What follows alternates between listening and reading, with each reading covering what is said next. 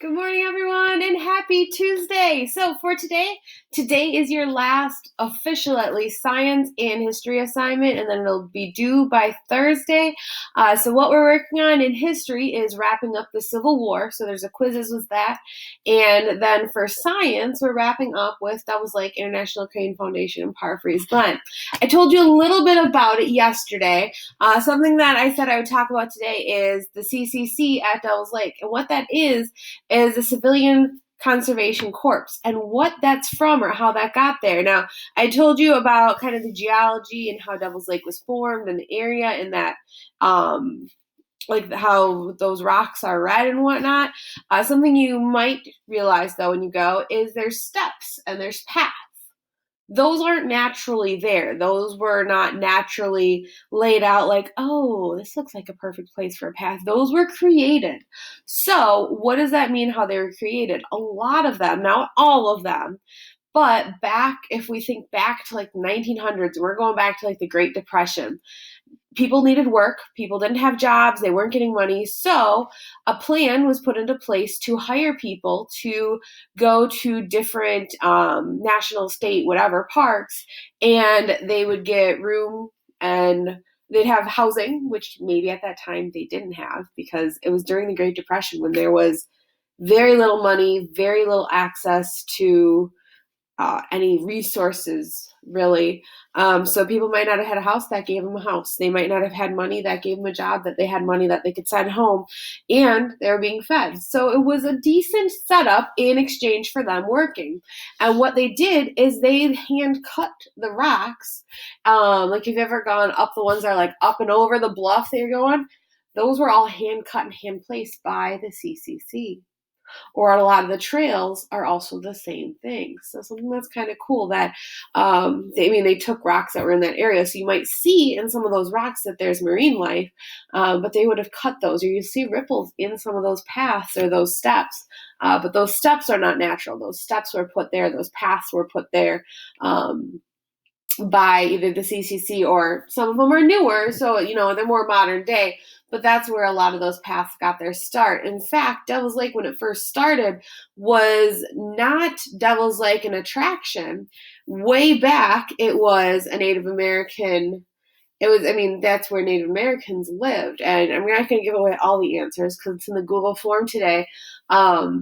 But that's what it started off with. Then there was the mine that came through.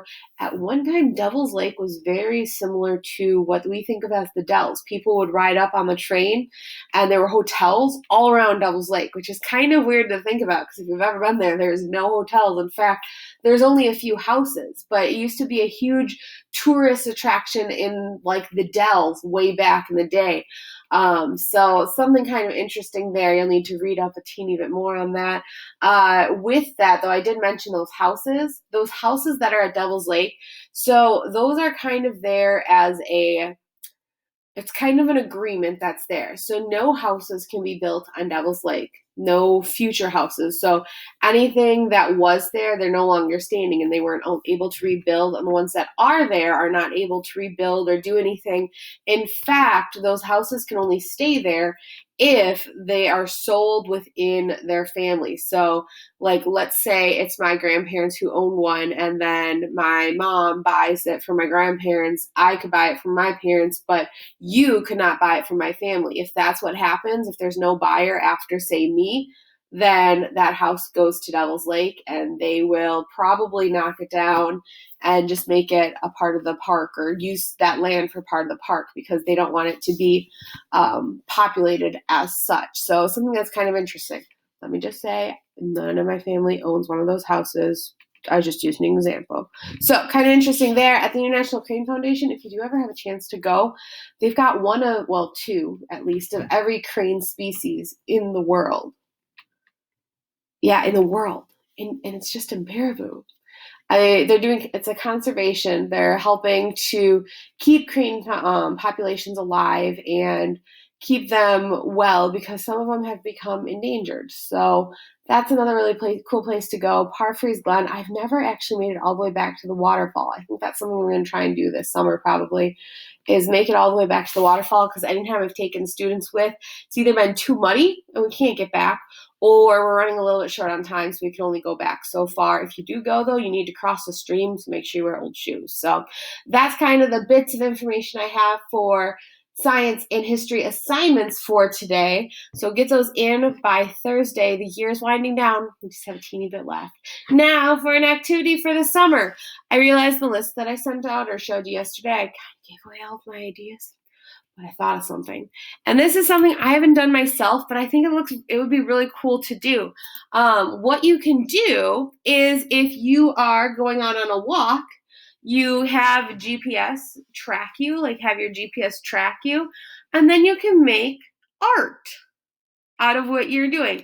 Now, obviously, some of these are going to be a little bit harder than others, because some of these are going to have been in, like, say, New York City, where there's lots and lots and lots and lots of streets. But you could go on a bike ride, or you could go on a walk and do something that's a little more simple. Like if you see these people that are in these ones, so you could do ones that's a person. There's ones that are like the Teenage Mutant Ninja Turtles, or a giraffe, a turkey, a T-Rex. But you could try to make a simple one. Maybe you go for a smiley face. I don't know. If you've got some extra time and you want to go for a walk, it could be kind of a fun thing to do. So that's where I'm leaving you with today. Let me know if you have any questions or need any help on science or history. Otherwise, have a great day, guys. Bye.